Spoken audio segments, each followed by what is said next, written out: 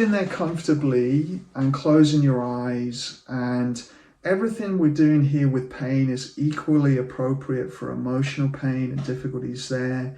We're working with physical pain right now, but it applies the same for that. So the first part is going to be training these acknowledging skills. So if you just start to focus on your breath, and we're going to use the breath here as something to symbolize focusing on valued actions. So we're using the breath here just because we're sitting still and we're practicing and it's convenient.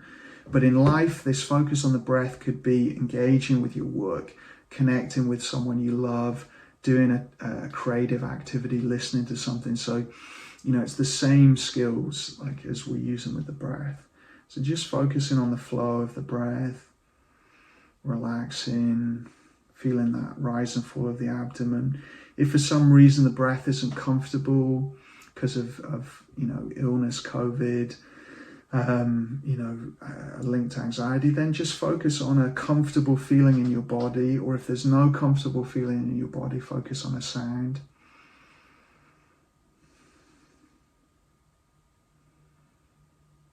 And the acknowledging part is just noticing the pain, for a moment, and then coming back to the breath.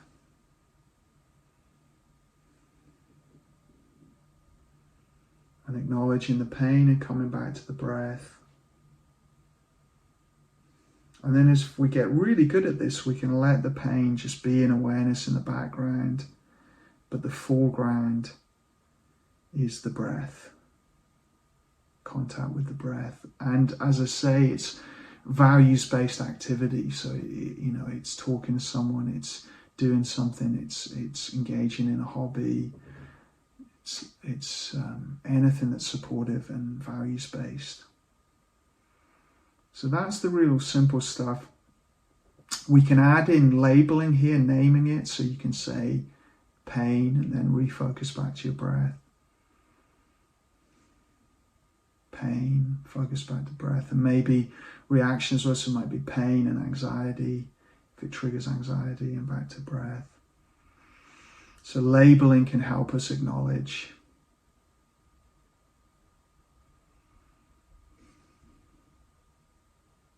Sometimes this is really difficult to do though. So then we want to do a bit of the acceptance skills and the turning towards it.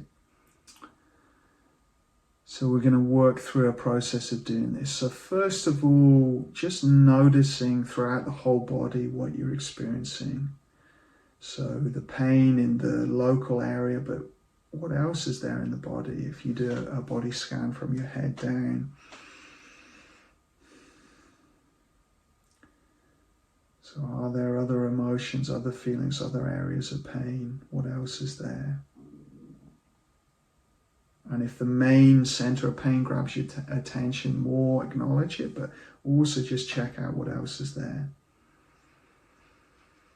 And then choosing one of the feelings to work with directly, so that we do one at a time to build acceptance. So you could, if you feel confident, go for the main center of pain. If that's too much right now, you could choose a secondary feeling or sensation of pain, or you could just go to the edge of the pain, the border of it, where it sort of starts to merge with the body. So make a choice here, and if you start with the pain and it gets more intense, then move back to dropping anchor and get your focus out, and focus on movement, and then touch in and out of the practice. But finding either the easiest thing to focus on or the difficult part, if you feel okay to do that. And starting with this curiosity and investigating it. So you can acknowledge it, name it, here's pain, and then investigating it. So what shape is it? If you drew all the way around it, where is it located? What shape is it? What's the edge of it like? How deep in the body is it?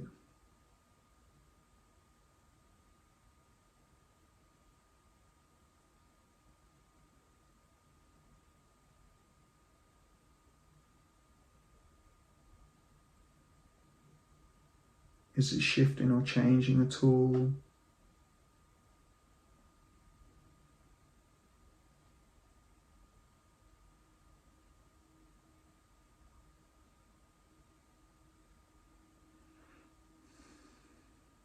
Are there any movement qualities, any temperature qualities? Is it hot?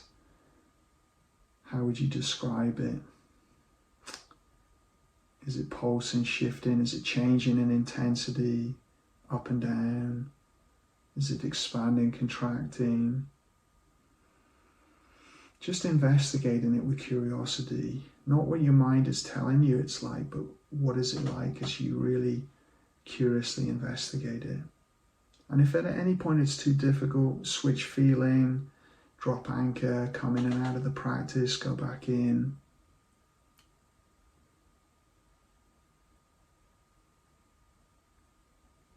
And then making room for this feeling. So soften your body around it.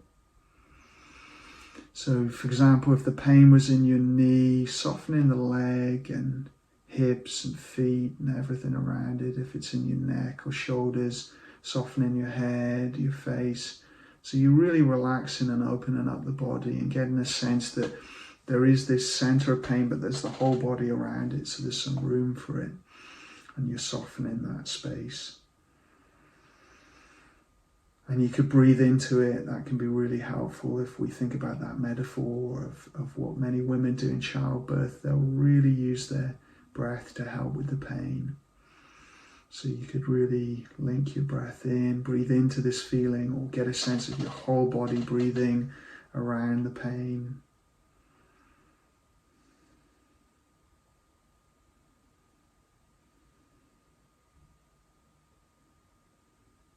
And an acceptance prompt, you could say in your mind, I don't like this, I wouldn't choose it, but it's here now. Let me accept it, let me allow it. If that's too much to ask right now, let me tolerate it. Let me get through this so I can live my life as best as possible. Or it could be more, I can accept this, I can allow this.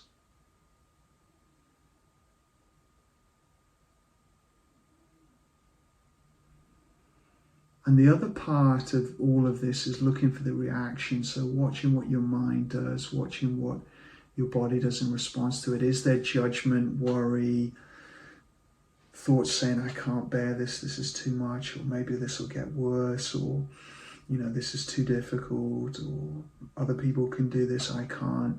Any of that judgment thought, just name that. There's judgment, there's worry. Also notice the reaction of the body. Is there tension around it? Can we soften that? Is there emotion in response to it, anxiety or anger or sadness or something? Notice that, so we can work with the reaction as one of those pieces of the tin can. We can just acknowledge the reaction, or we can turn towards the reaction as well at times. Work with that. And then expanding beyond the feeling. So noticing the feeling in the body, but starting to get a sense of the whole body around it. And then as you do that, also noticing what you can hear and see, and focusing on the world around you. And engaging in what's important in the moment. So putting your mind here now with me, what we're doing, living your values in the face of the pain. And as part of the making room stage, we can add in compassion. So we'll just do a little bit of that now. So adding in the kind hand. So taking the palm of your hand and thinking about times you've been caring and loving for others, your family, friends, people like that. Think of a memory. It's the same hand that offered that hug, or offered help materially, or said kind words and put your arm around someone. Get a sense of that. And then put that hand on the pain, on the area of pain, and feel the warmth flowing in and surrounding the pain and through your whole body like a warm balm on pain. It doesn't get rid of it, but it helps you bear it. And then adding the kind, supportive self-talk, so saying to yourself, this is tough, acknowledging the pain. Many people struggle with pain like this. I'm not alone. And responding with kindness. I can get better at this, at handling this. I can develop these skills. I can really take care of myself. I can get there. And then kind action. What could I do that could help me with this pain today? Could I put a hot water bottle on it? Could I do some gentle stretching and movement? Could I have a warm bath? Could I talk to someone? Could I get my attention out into the world on something? What's the kind action as well?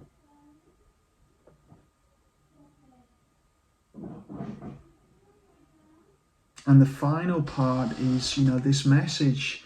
Is there any message in the pain or the emotion? Just asking yourself, is this telling me anything about my life? And listening for a gentle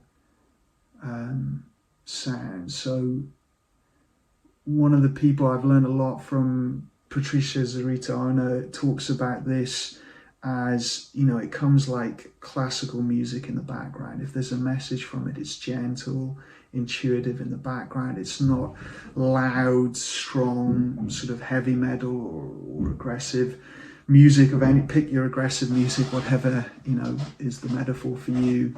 It's not like that. It's a gentle message, and it might tell us something about our history, memories, trauma, pain from the past. It might tell us our current context, relationships, life direction, our values. It might just tell us about self-care, that I've got to be kind. So see if there's any message. And we don't need to do this all the time. Just check this out from time to time. Is it telling me anything? Anything about that pacing, anything about that learning zone, that comfort zone, learning zone, growing zone, and burning out zone. Is it telling me that I've been pushing it too hard, or right now, given what you guys are experiencing, and especially if you're experiencing COVID, it might be just telling me really take care of myself, do all the things I can to support my immune system, and be really kind and compassionate to myself going through this, and get some support. Reach out and get some help from people if I can. And then, then we go into engaging with the world around us. So